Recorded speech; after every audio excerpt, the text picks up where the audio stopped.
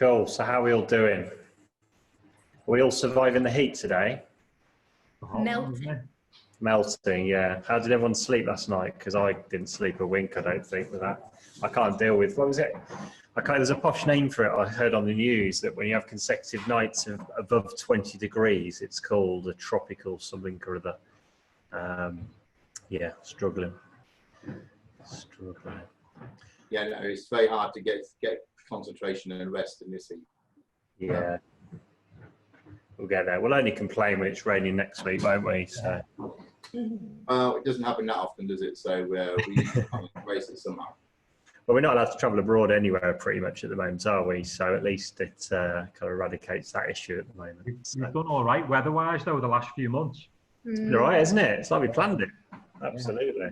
So if we just get, a vaccine for about, I'd say, October, November time when it starts getting rubbish, then happy days. So we'll just wait for everyone to arrive. So it's 1 o'clock now. We'll give it till about 5 past for a few latecomers, and then we'll crack on with today's webinar.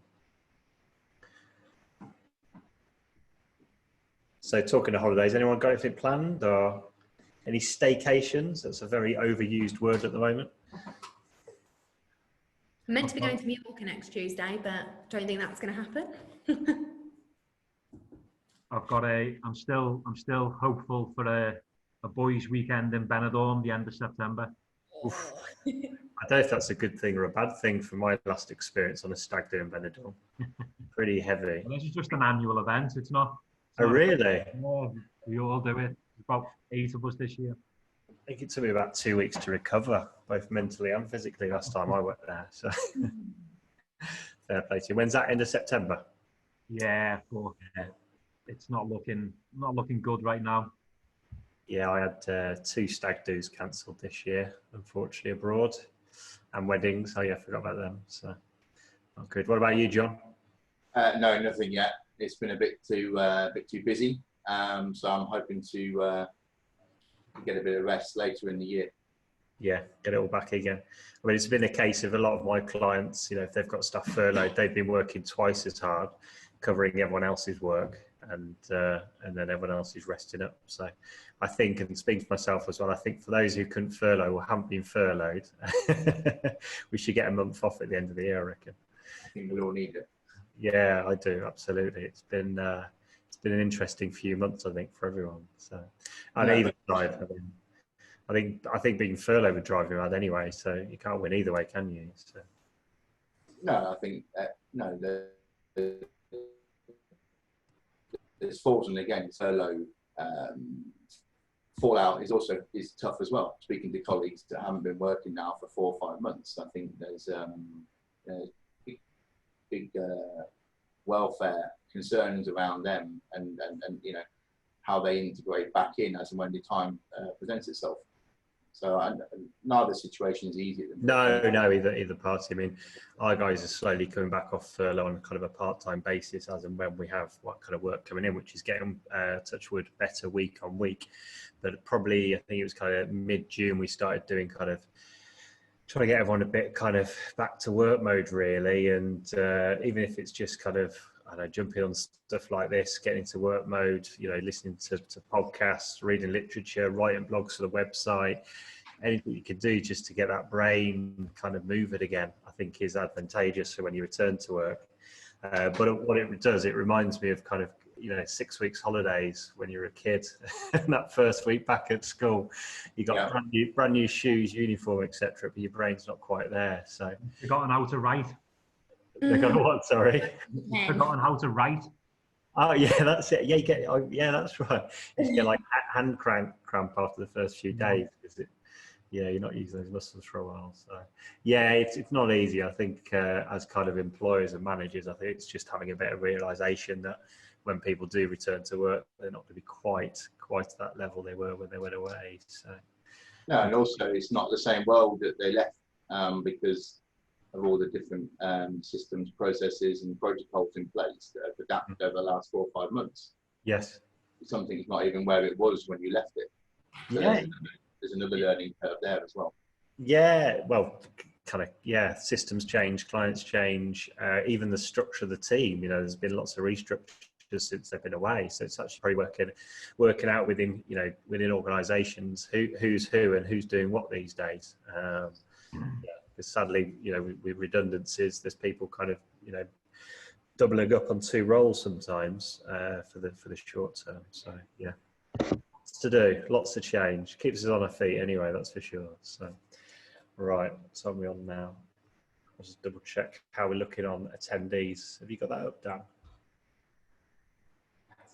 Okay, cool. Yeah, so I think everyone's arrived now. So thanks to everyone for joining our second workshop, Talent Hive workshop, where if you weren't on last week's, it's more of a informal chat really. It's not us here to kind of dictate and talk gospel on how you should apply for jobs. Just as we're just chatting to the guests offline, I think what's resonating with a lot of people we've been speaking to is there's a lot of people out there who are suddenly find themselves in a job market they weren't planning to. They might have been within, you know, in employment for 5-10 years, and they really probably haven't looked at searching for jobs recently. So the job market since you last searched for jobs, even the last 5 years, has changed completely. It's not just a case anymore of jumping on a job board or a careers website and clicking and then sitting back and waiting for someone to reply. I firmly believe, and it doesn't matter if you're applying for jobs directly or through a recruitment agency, the best thing is to have a real proactive approach to applying for jobs and really kind of pinpointing which businesses are going to interest you. So yeah, today is all a informal discussion. We've got 2 great guests with us today. John Leverett, who's Ops Director from BaxterStorey. They're both going to introduce themselves, so I'm not going to say anything else.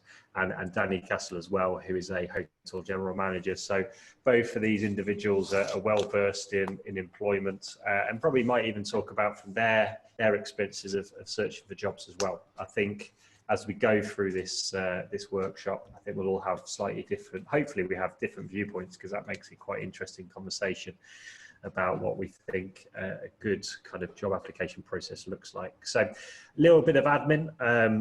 So as always, our workshops, we try and keep them down to 1 hour.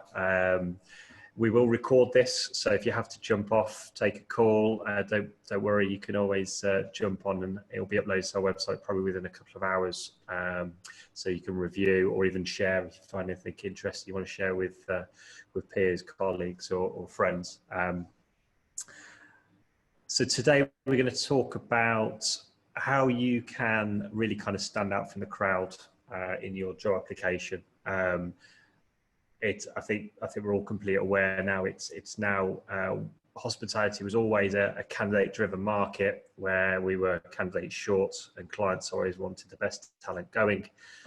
Obviously, due to COVID, that's now changed completely. So I think everyone's putting on social media and updates at the moment. They'll put a job advert out and have 10 times a response. So it's really paramount now that you are standing out from the crowd, because it is at the moment a client's market. So they will have the pick of the bunch. And relating to that, I think it's always important. This is probably, if anyone was on the workshop we did last week, social media, I think we're probably going to mention this in most weeks we do a webinar. Really, it's so big now. I know I'm from the kind of old school thought that it's not a big thing, social media, but it is. So employers are looking at you on social media, having a look at what kind of content and value adding. So we'll have a quick look at social media and how that reflects in terms of targeting the company you want to work for. And then towards the end of the agenda, I'll just grab that slide up. So plan your strategy, social media, then we'll have a quick appraisal of what the job market's doing. I'm pleased to say it's looking better than last week, and hopefully every time we do these webinars every Wednesday, we can see a gradual increase of jobs coming on the market and employers getting back to it and employing people. Just so we don't stop the flow of the webinar, we'll have a Q&A box so you can ask all the questions you like, and we'll try and tackle those towards the end. That could be aimed at me, Katie, or any of the guests. And if we don't manage to get around to answering all the questions, I'll endeavour to come back personally and drop you a message regarding those questions, and then we'll close it off. So, yeah, thanks for joining us.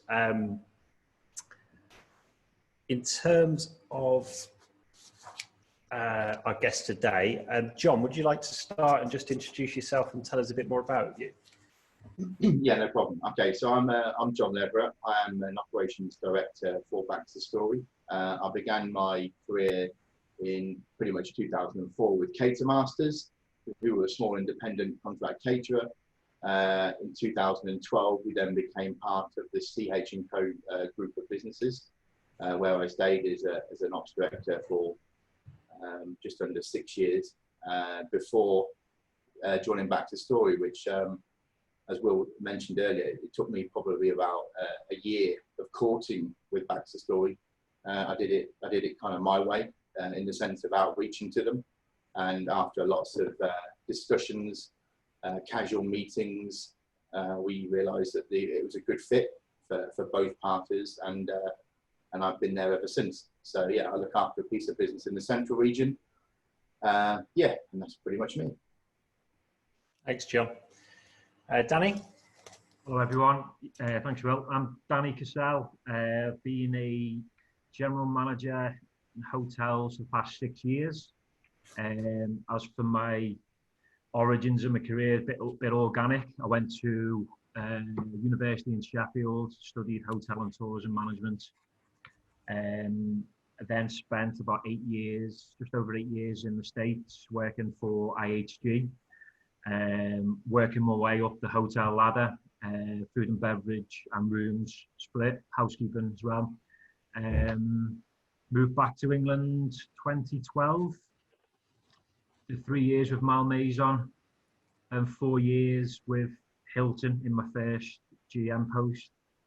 And then I've just completed a year with an independent hotel company called Epic in Liverpool.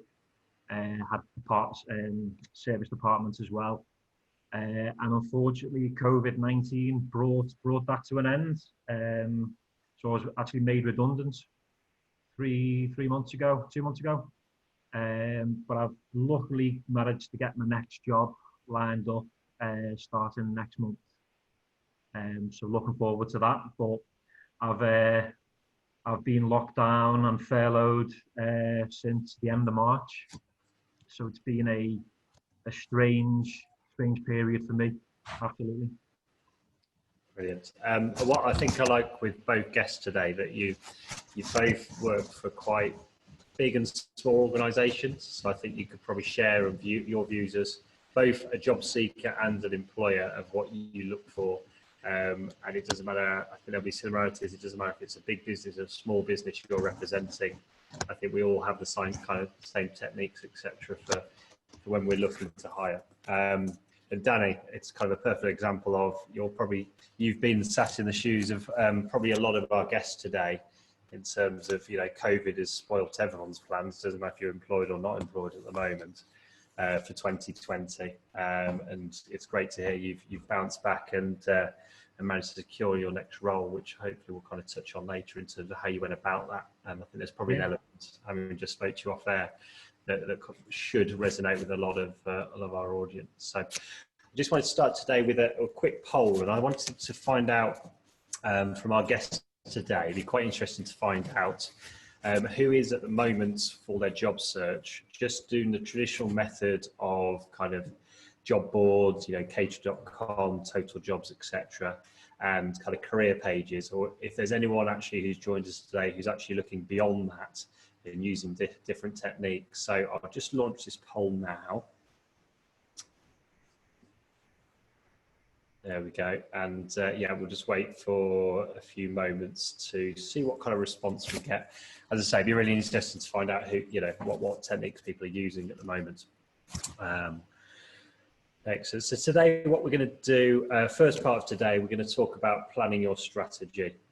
So kind of discussion points I want to go to today is before you start jumping on job boards and contacting people, really start working out what job you want. I know there's probably a lot of people on this webinar who are out of work and they just want a job, which we're hearing a lot. There's a lot of calls we're getting saying, I'll just take any job. Well, I've got bills to pay, I've got mouths to feed, and I'll take any job. But I think it's quite important to look a little bit further on look at the next 12 months and beyond, and kind of pinpoint what businesses are going to interest you. So doing your research around finding that kind of dream job, not just any job. So businesses, looking at company culture. It's probably quite important to look at where you want to be in the next 5 years and see if a company can support that. For example, if you want quite quick progression in your career, you probably want to be joining a business that's quite fast moving, fast growing, got big ambitions. So you've got to start looking at, can they support, that growth? For example, if it's a hotel group, have they got plans for, 20, 30 new hotels in the next 3 years? There's usually plenty online, on kind of big hospitality, boutique hotelier and the caterer, etc., where hotel groups will kind of lay out their aspirations of where they want to be and where they're going. So it's really worth kind of sitting down and researching, what business is going to be right for you in the more kind of long term. What's your thoughts on this, guys? I'll go first. So for me, I think with everything that's gone on, it was definitely in my head immediately that I needed to. I didn't want to be that person, or the person who's bouncing between jobs for the next year and a half, 2 years, the aftermath of COVID. I wanted to make sure my next position was a solid one. So I was looking at companies, like you mentioned, who on the build up to COVID had a pipeline and were delivering openings, and were big enough to weather the storm, I guess. Obviously that's an assumption at this point. But yeah, basically just a company who's established, national brands, where I can build from, and I didn't want a stepping stone job, if that makes sense. No, absolutely. I know it's a while since, you've been in your role for the last couple of years now, John, haven't you? When you were mapping out, you said earlier you were in discussions with BaxterStorey for quite a while, weren't you? I think, to and froing. Yeah, it took the best part of a year really to talk to them. And actually, when I approached them as an organisation, there wasn't an opening available, so which actually was even more advantageous to an extent, because I was able to forge a relationship, and then I got into, I suppose, the thoughts of the organisation in terms of, okay, so there's potentially some movement going on here. I've got this person in the sidelines who I'm keen to bring into the organisation. So at what was an opportune moment, a doorway opened about 8 months later, and then 4 months after that, we were able to kind of facilitate a deal, which was good. Yeah. And that was probably that was good. I was in no immediate rush to move. I knew I wanted to move because I hadn't made a big move myself. I was through merger and acquisition. I changed organisations, and that's different to choosing an organisation. So I did it that way, the softy approach. But like everything, and as Danny said, there's needs and wants right now in the marketplace, and to have the dream job, I think it should always be the focus. But there's people out there that will need to do they need something on an interim basis, which they've got to be prepared to do. Yeah. So I do think there will be an element of stepping stones in the next 12 months or so, but I don't think that should detract people from looking at what would be their dream job. Yeah. But necessity will force people into interim roles. I no doubt.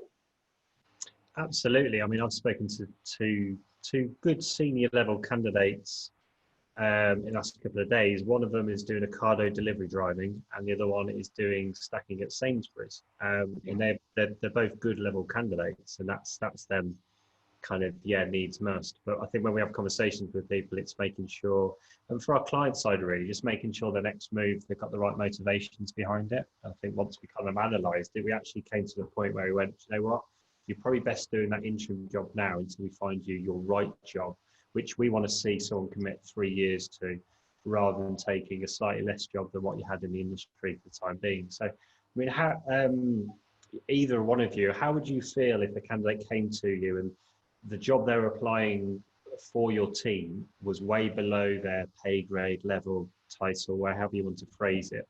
How do you feel about employing? Would they interest you, or would you have serious kind of doubts about that application? What, they're overqualified for the position? Overqualified, yeah, yeah.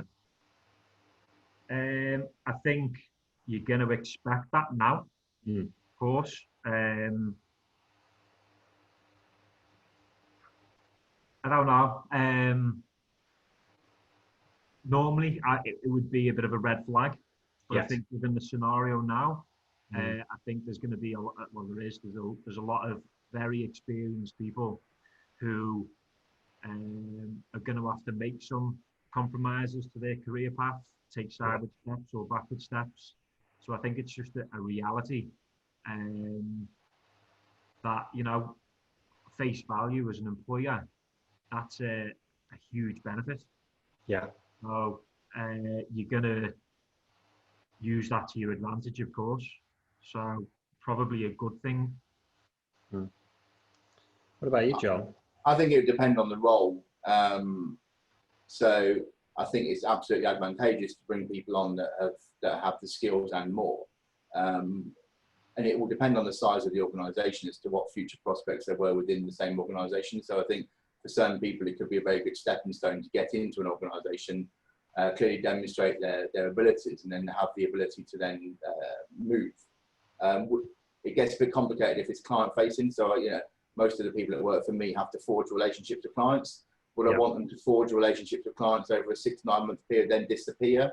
Not particularly, but I'd like the organisation to have opportunity to fulfil their longer term career aspirations as well. So if it was a non-customer facing role, that might make it slightly easier. But that said,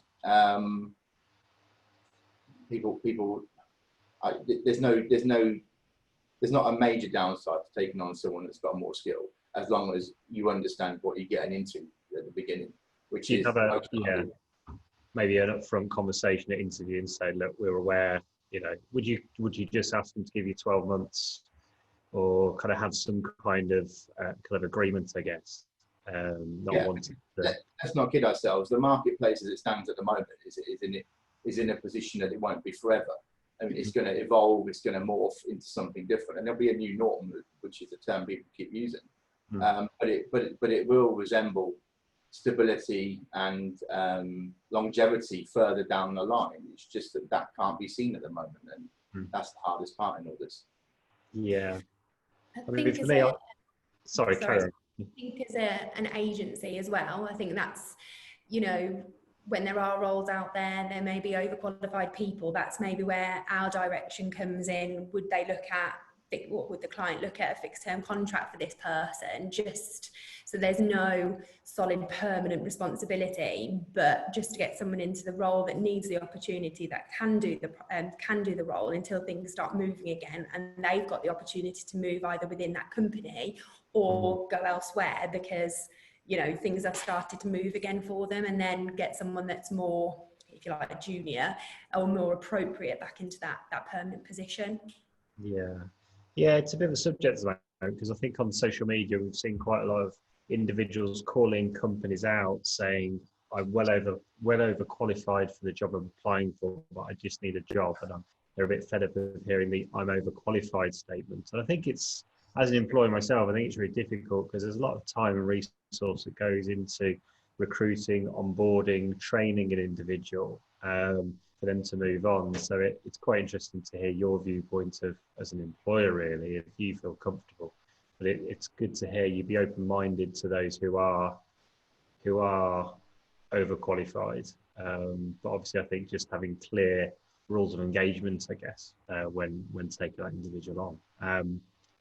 So I'll just finish off the poll, which has been quite interesting reading. So it's a 40% of people on the webinar currently do use alternative ways of looking for jobs. So for me, that's not the traditional methods of kind of job boards and kind of career pages. But what I want to touch on next is, let me just close that down. What I want to touch on next is let's look away from just clicking on job boards, etc. I'll throw it out to you guys again. How do you feel? I mean, a huge thing for me is using your own network. I think a lot of people forget about those people they've already worked with, alongside for. And when they come to click for a job, they're just looking at what live jobs are actually out there. I think there's not a realization of there's a lot of people in, recruiting roles. It could be because they're confidential, or they just don't want to tell people they're recruiting, where they're not on a job board. They might be using a recruiter, or they might be just going through their network. So how would you guys feel about ex kind of colleagues, employees, etc., contacting you to use your network to maybe join your business? Do you get that a lot at all? John, do you want to go first on this one? Yeah, having worked for 2 large organisations now, there's absolutely a lot of networking that goes on, and a lot of the people that have historically worked for me are now working in other organisations. And you do naturally talk about potential roles you've got, or you're trying to fill, and potentially what suitable applicants you may have, or no, obviously not people that are working for you. But I think using the network of people that you've gathered over the years is absolutely essential. That's why I gather it. There's no point knowing people if you don't leverage relationships as and when you need to, because that's the whole point. And I think our personal profiles are something we should always be managing, regardless of whether we're looking for a job or happy in a job. Because I think the more you manage your personal profile and personal network, it's less force then when you need to. So I think it's important to constantly use the network that you have available. Yeah, absolutely. It's something you should really tap into. What about you, Danny? For me, networking is the biggest. It's for me personally. For example, this webinar, I got invited onto this. Yeah, Katie, I've met Katie. Twice? Katie, was it? Mm-hmm. Organising a Malmaison staff party in Belfry or something. Mm-hmm. But we stayed in contact, and here I am now presenting on here. My last, the job that I'm going into, that was pretty much secured with a couple of phone calls. The job wasn't even posted. I don't even think it was there at that point. It was a bit of movement, a bit of restructure. Once I had embedded myself in the recruiter's head that I was available and looking, and then the job before that, it was via network as well. Someone who had heard of me via someone, or 2 or 3 people who I used to work with. So it's massive. We all know hotel game is it's very close knit, not just within your city. It's up and down the country. And of course, the higher up you go on the hotel ladder, your network spreads across different organisations, different regions, but everyone talks. Everyone talks, and your network does expand. And it's also building on your colleagues' networks as well. So I know in America, I felt like I did a good job for my employer at the time on the East Coast, and we had decided we were moving to the West Coast. Obviously, I don't know anyone in Los Angeles at the time, but I played on his network. So there was a few phone calls made from my GM then, and doors open. So it's huge, massive. And I think that's the thing. I mean, there's nothing more powerful in business, and probably when you're searching for jobs, than a referral, because you're suddenly then a known quantity to someone, an individual, rather than just someone sending their CV or a blanket application. I think as an employer as well, in the hotel world, where typically the staff turnover is high, and if you receive a recommendation on someone, you've all that person before even meeting them, before even seeing a CV. If you trust the source that it's come from, it's ticked a hell of a lot of boxes already. They're halfway through the door, aren't they? Yeah. It really does help. opportunity. That's how it works, isn't it? In a lot of occasions, it's getting that foot in the door, which allows the conversation to take place. Yeah. And when we represent candidates to clients, we always make sure there's a mutual connection. So it's like, so for example, if a candidate's applying for a job to one element of the business, but they already know or have a referral within that business, it sounds horrible. It kind of lubricates the wheels of going, well, just speak to one of your colleagues about this individual, and you'll get, a bona fide sort of reference. I mean, no one ever gives references these days, which are worse than anything, aren't they? Apart from dates of employment, etc. So, I think for me, referrals, using your own network, really getting about, speaking to people about businesses. So earlier in the webinar, I spoke about really mapping out businesses which are going to interest you and find you the right job. Speak to people about the companies they work for, because it's great researching those websites and getting information or what's being written about certain businesses, but there's nothing better than speaking to an individual within that business that you might already know. And you're doing two things. You're researching the business that could be right for you, and actually you're probably building up a network and referral in that business for when you do come to apply for a job or let them know of your availability. You're kind of halfway there, really. So it's good. I always find it's good to research people you worked with 10 years ago, because you forget about people, don't you? You move on in your careers, everyone goes separate ways. But it's always good to kind of, reconnect with people you worked before, which always helps. I think also will, there'll be people out there that haven't moved for an awful long time as well, and probably going out into the marketplace, interviewing at a different level that they went into their previous organisation at. And you almost need, and that's it, because again, from my experience, I joined Cater Masters as a relief chef manager, and then left CH&Co as an operations director. And then I was interviewing for an operations director's role, and I hadn't interviewed for 15 years. Because it had been a natural progression internally. So I think you need to be prepared to have a couple of blanks as well with interviewing, just to get some under your belt as well, because it's going to be very unnerving for people to go out there and interview when they haven't been interviewed for an awful long time. And even landing an interview nowadays it can be quite challenging. So the collective experience of having a few, because you don't really see an organisation until you talk to an organisation. And I remember I had a couple and I came away from them thinking that just wouldn't work for me. It looked good on the outside, but when you start talking on the inside, you realise actually it's not a good fit.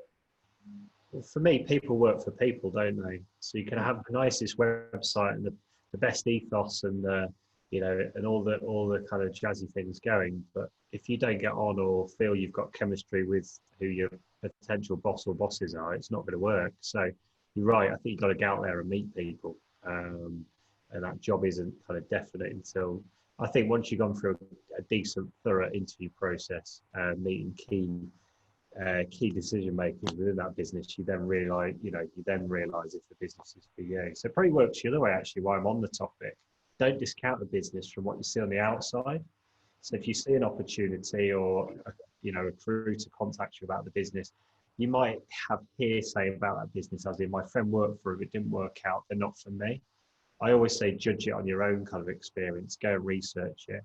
And businesses change. Hotels are probably a great example. There's some hotel brands still out there now which were completely different hotel businesses 5-10 years ago.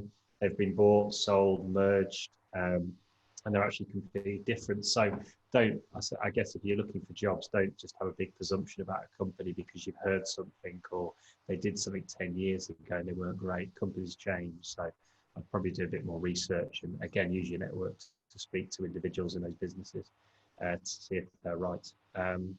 So good fire one at you, Danny. When you're recruiting a role, how would a candidate really kind of stand out on CV stage? If you had, I don't know, especially at the moment, so when you join your new job and you're recruiting for, I don't know, an ops manager or an F&B manager, how would a candidate stand out for you in terms of their application on paper when you're at CV stage? Yeah, just to paint the picture, as GM and probably most senior managers, when you're putting a job ad out, especially we've used Cater and Indeed a lot in the past. Your inbox gets battered by applicants. So you could wake up and there'd be 100 CVs in your inbox. So it's obviously relevant why we're talking about this. It's the decision can be made by myself, for example, within 20 seconds of looking at a CV. For me, basics, punctuality, spelling, punctuation, layout, all those basic things. For me, the 2-page rule is a must. I don't want to be scrolling and scrolling and scrolling. The narrative needs to be concise. Time's precious. You want to just get the main part. So, for example, if you're a reservationist looking for a job now, and you've had 3 jobs as a reservationist or within that area of a hotel, you don't have to put on there answering phones and replying to booking platforms. That's obvious. I'd rather hear about just a one-line, just bullet point one-liner about, for example, overcame a stressful outbooking scenario during the Grand National weekend in Liverpool in 2018, 40 outbookings. That tells me a hell of a lot more about that person, and it gives me good material to dig deeper on. It gets me intrigued more. Upsells, if you're a reservation again, how many upsells, how many upgrades do they capture on their reservation calls, their whatever 3-day, 5-day calls. That to me is what would stand out, as opposed to answering calls, replying to emails, booking in weddings. That's all a gimme. You're not telling me anything that I don't know. That's just stating the obvious. Sure. So the content's huge. I think now multi-skilling and your experience across other departments should take more of a forefront on your CV as well, because as we know, lower occupancies, less staff are more stretched, doing multiple roles, responsibilities have extended. So all that would, not saying it would never stand out before COVID, but now I think it's massively highlighted. And then to finish off, again, put yourself in the GM's or the recruiter's position. You're getting 100 CVs into your inbox. A simple way of standing out is just to follow it up from your personal email to the direct email, rather than coming through the Indeed or the Caterer link. That has always proven to me that person gets on my radar quicker. I use my inbox as my, I don't delete anything until it's been actioned, so it just sits there. So if that person's name's just sat there, it's gonna sit there and give me a bit of an oomph to go find their CV and look at it. A phone call would probably be even better. I think I could tell a lot more. You can tell a lot more about a person on the phone call, given the job, than the CV. So if someone took the initiative of following up via an email, phone call, maybe drop you a quick message on LinkedIn to say, I've applied for this job. I guess the thing at the moment is, I think we were speaking to one of our guests last week, where there's nothing worse than when you phone up a candidate who's applied for your job and you go, thanks for applying for my job, really keen to interview you. And the next words that come out of their mouth is, oh, which job did I apply for? Or you give them the call. Sorry, phone number's wrong, phone number's inaccurate. You get the Tesco voicemail and you're waiting 2 days for them to reply. When you're going through 100 people, you need someone who's just going to be, I get people are in work, but shoot that email back that night, Or a little tip, if you're applying for jobs, be aware your phone might ring and have the acceptable mannerisms of picking up a phone. There's nothing worse than, hello? what do you want? Oh, time of hiring at the moment. Would you like a job? So yeah, probably be aware if you're putting that number on CVs, and just be aware that some key individuals might be popping you a call. What about you, John? Luckily, we have somebody that does sift through some CVs. So unlike Danny, I don't have to sift through a whole raft. But if we're recruiting for senior roles, then we normally get a shortlisted set of CVs to begin with. And they're very simple for me. The personal profile at the beginning. So that for me is critical. So what that I'm looking for there is who is this person? What are they all about? What ultimately drives them and makes them tick? And if I can get a feeling of that from that kind of introduction, and I then start thinking about, okay, how will this complement my own team, or even add and add bits that are missing from my existing team? So does the personality fit? Does this person have what I'm looking for in terms of a personal profile to drive and add to my team? And then secondly, and it's quite the technical competence part. So what's the last couple of roles been? And if they've done the right couple of roles before this move, then they'll have the technical competence to enable them to do the job, because they're applying for that job in the first place. So if they've been a operations manager for 5 years, then they understand the technical competencies required to be an operations manager. So for me, it's quite simple. It's the personal profile. If I engage with that person and like the CV read from the beginning paragraph, they've got the background that says, yes, we could do this job, then we'll talk. Because only then when you start talking, then you realise whether that it's a good fit or not. Yeah, no, absolutely. I think Danny said it's 20 seconds, isn't it, reading a CV, which it sounds harsh, but that's what we really give to every CV when you're going through. So that opening statement is really important. Thanks for that, guys. What about you, Katie, when you're going through CVs?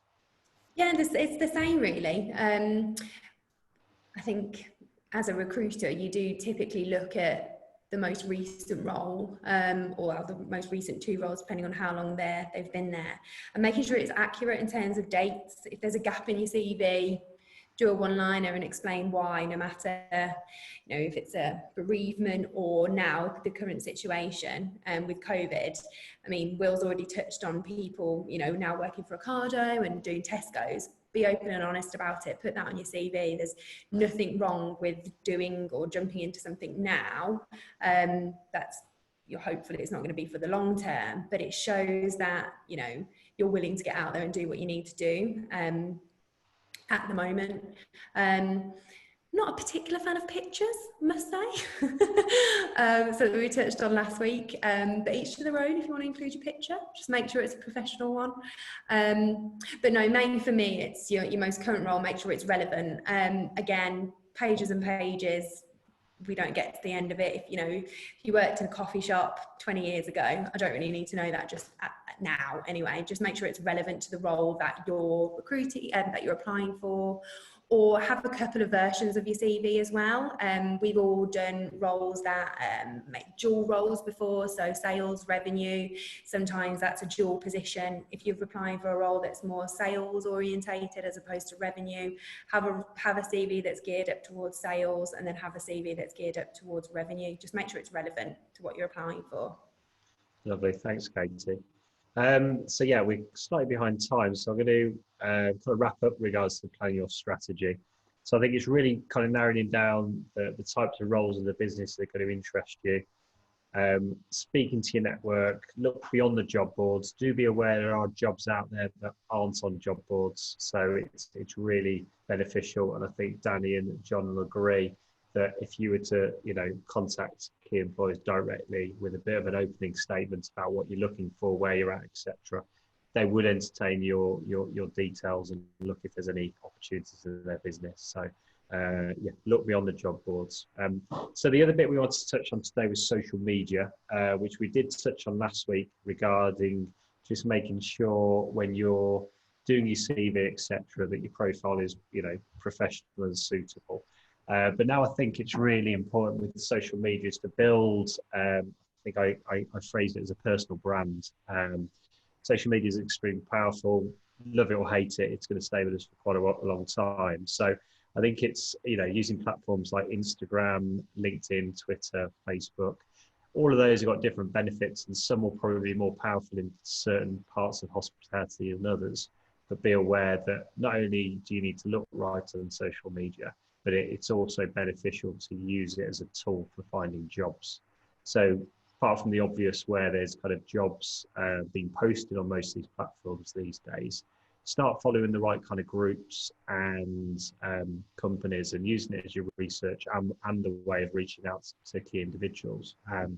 So I'm going to fire John or Danny on this one. What's your experience of social media in terms of, I know John's got someone in the background doing all his kind of resourcing for his roles, but do you guys use social media when recruiting at all? I'm a bit of a dinosaur to start with. I'm not a big social media guy. I only joined Instagram last year, I think. There have been times when I have looked on applicants' Facebooks to get an idea. I wouldn't say for me it was the be all end all, but that's because I probably didn't see anything bad on their Facebook pages. I have, in terms of LinkedIn, that's the one I would associate the most with business naturally.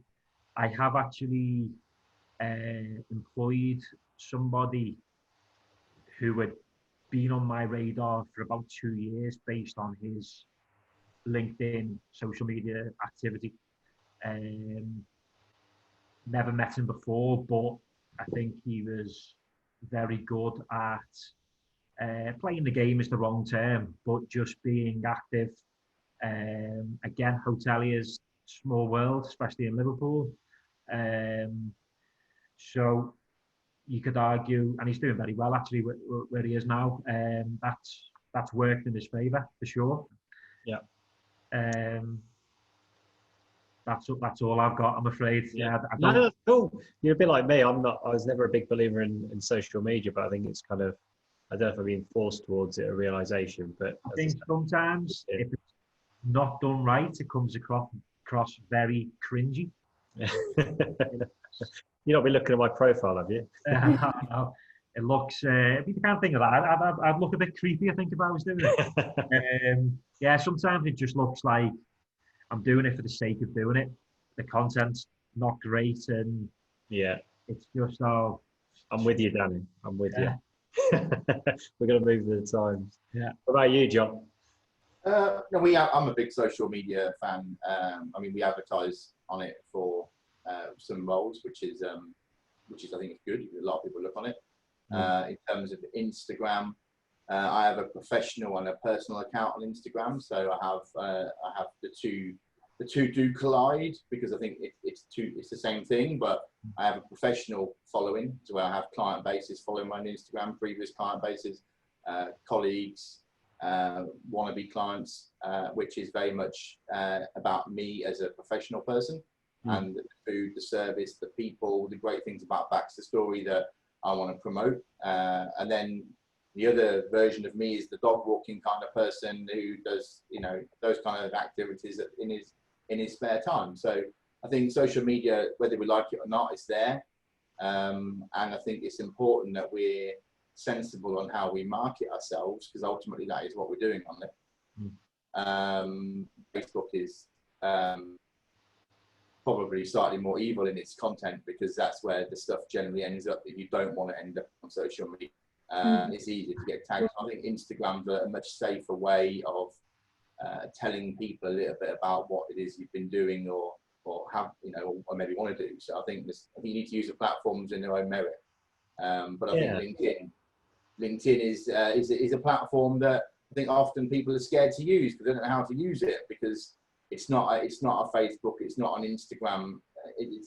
It's an opportunity to network with your network base and who they are. It's important to grow that base, and I think you need to use it to understand what other people are doing and what's going on out there in the rest of the workplace, and then try and interact with that where you can, and participate and have some thoughts on what you see is trending or certain topics that have come up. So I think it's very important, and I think it's important to use it correctly.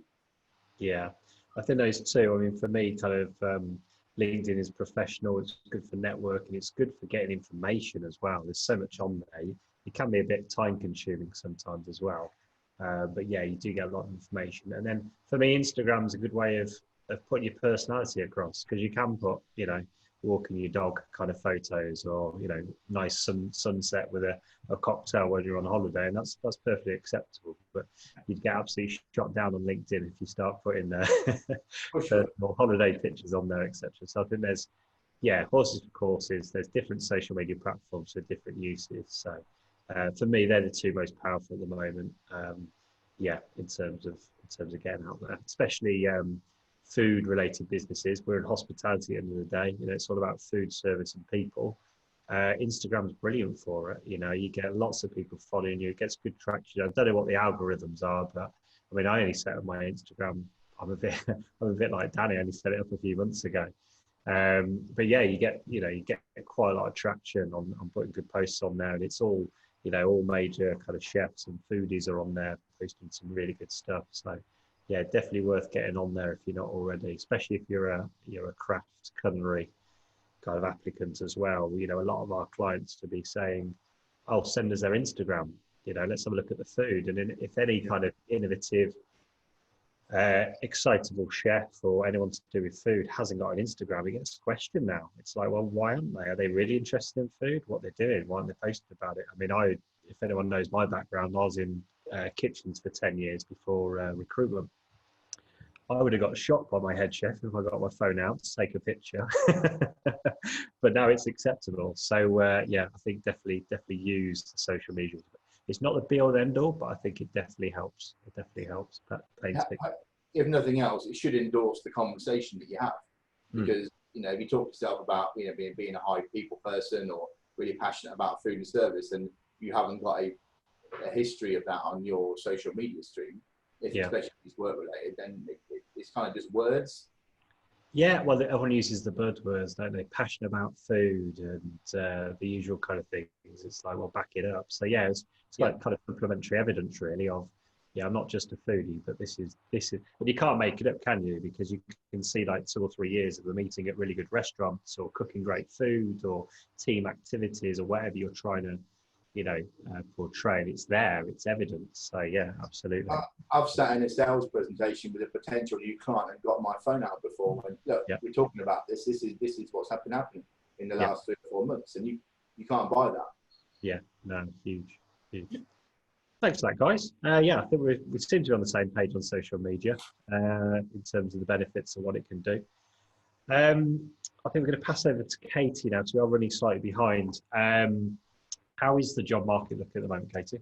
There was one thing that I would say about social media as well, is, which we've touched on, there aren't a lot of companies out there at the moment that are actively advertising their roles, so they won't be on job boards, and we're certainly not posting the roles that we're working on, just because we will be inundated with positions. So having your LinkedIn profile as up to date as possible, certainly with the most relevant, with your most recent 2 roles, and what Danny said about, you know, your key wins in those positions, it's really important, because we are looking for you.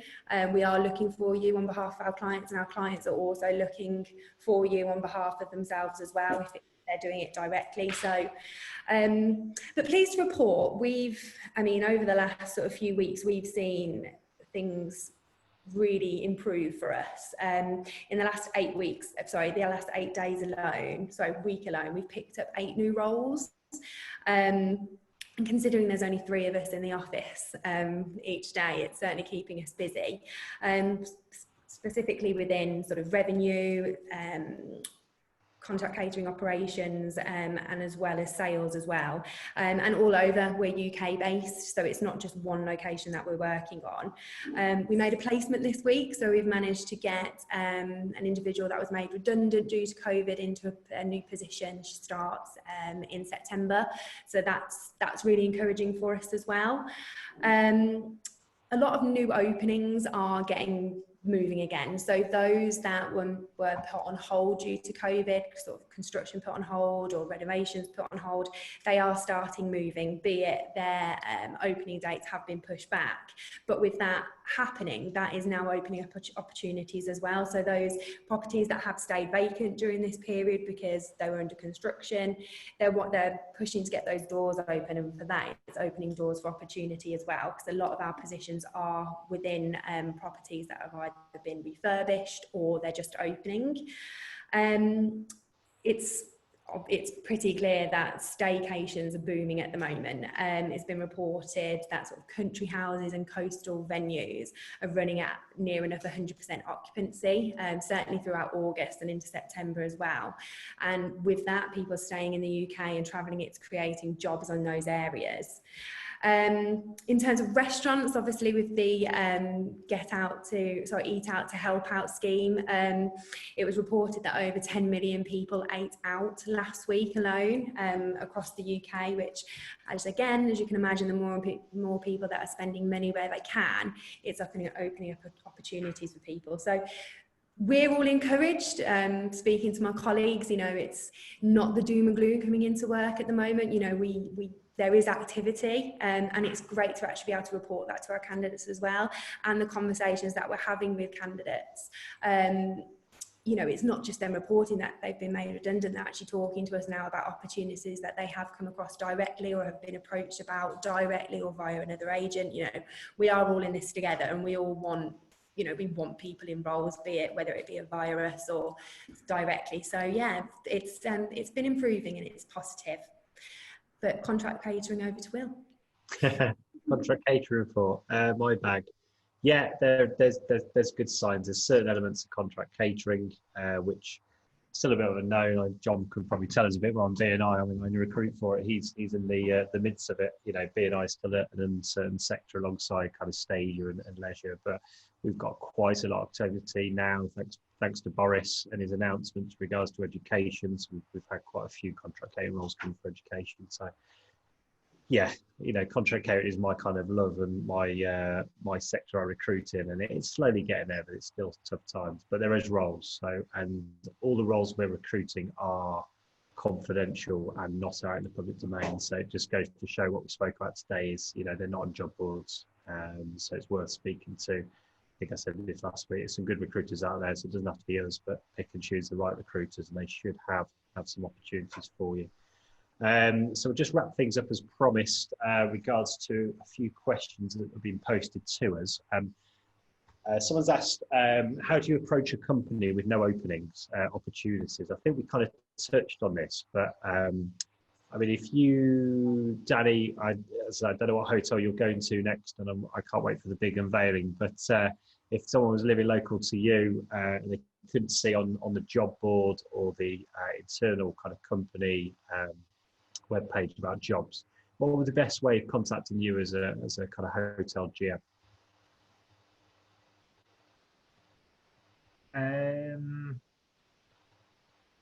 Probably a email to start with. So whether that's just calling up the main hotel number and asking whoever answers the phone, what's the email address of the best person to be put in contact with for potential future jobs. Yeah. Introduce yourself that way.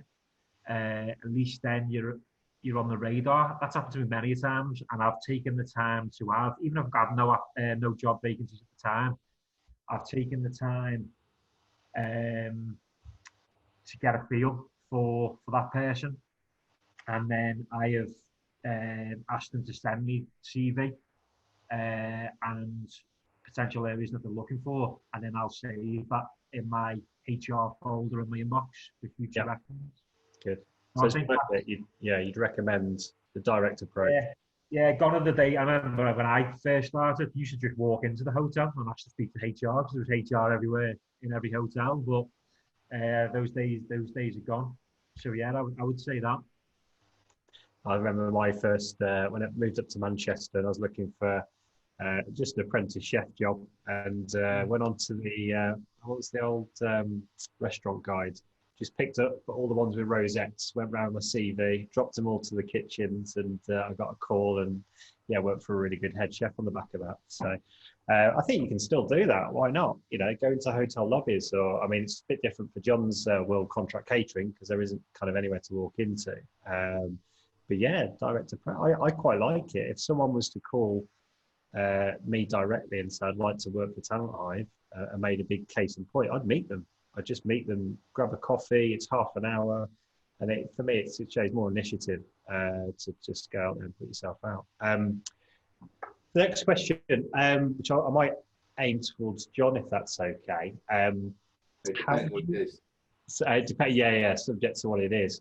How would you go about creating a standout LinkedIn profile? I certainly have a look at other people's because that's obviously other people have already done a lot of that pre-work. So you know, I can ask yourself which LinkedIn profiles particularly appeal to yourself when you're looking at other people's. What do they have on them that you think you could well replicate? So I think just gaining experience by looking at other people's and making sure yours is punchy and represents you in the right way. That would probably be a good starting point. And yeah, does it say anything about you as an individual? You know, who are you? Absolutely. I'll probably add to that as well. And it's something that some people use, some people don't. If someone uses it, you know they do because they've got lots of them. Requesting recommendations from previous people. For me, it's just a reference there and then. Some people will, if you send out, 5 or 6 invites to, recommend me, where they spend, an old boss or colleague writes a few lines about you. It's quite a powerful tool for when I'm looking at candidates. We've got lots of recommendations, etc. So yeah, it's worth investing a bit of time in your LinkedIn profile. Katie alluded to earlier, it's what we use mainly for when we're looking for candidates as LinkedIn. That's the best way of kind of locating the right individuals. Got the right skill set. Cool. Yeah, I'll just kind of wrap up really. So I think we've covered some good ground today. I hope it's been of use to most of you. Let me just big thank you to both our guests today, Danny and John, who spared time. Danny away from his to-do list at home by the sounds of it, and John, I know you're a very busy guy at the moment with the challenges within BNI, etc. So thanks for spending an hour or so with us today. Next week we're going to cover, and we kind of no, we haven't touched on it today, but I think we touched on it in our first webinar. Cover letters for me, which is a bit of a subject really. Some people believe in them, some people don't even read them. What a cover letter should look like. Should it be kind of geared up to the job you're applying for? Should it be generic? Could even go one step further and look at video cover letters, which are becoming more and more common. I'm a bit of a fan, but not everyone is. And then also dealing with the highs and lows of applying for jobs. You're going to go through a whole world of emotions looking for a job right now, and how to deal with that, and how to turn the negatives into a positive, getting good feedback from interviews and using it in your next. I think John touched on earlier, John hadn't been for an interview since he was a chef manager to an ops director for 15 years. And it takes a couple of interviews to get interview ready. So maybe looking at the negatives of not being successful, first, second, third stage of interviews, but actually turn that into a positive and making sure you're better prepared for the next stage. So we're going to cover that. We've got 2 great guests. Hayley Hardy, who is a senior BDM for Margot Venues over in East Midlands, and Gemma Tracy, who is a director of HR for the De Vere Hotel Collection. So we look forward to that. So yeah, thanks again, guys. Thanks for joining us, and Katie, spending your time. Just a bit of a reminder: we've recorded the session, so that'll be uploaded to our website in the next couple of hours. And thanks for everyone who's joined us. Have a good day and enjoy the sunshine. Cheers. Cheers.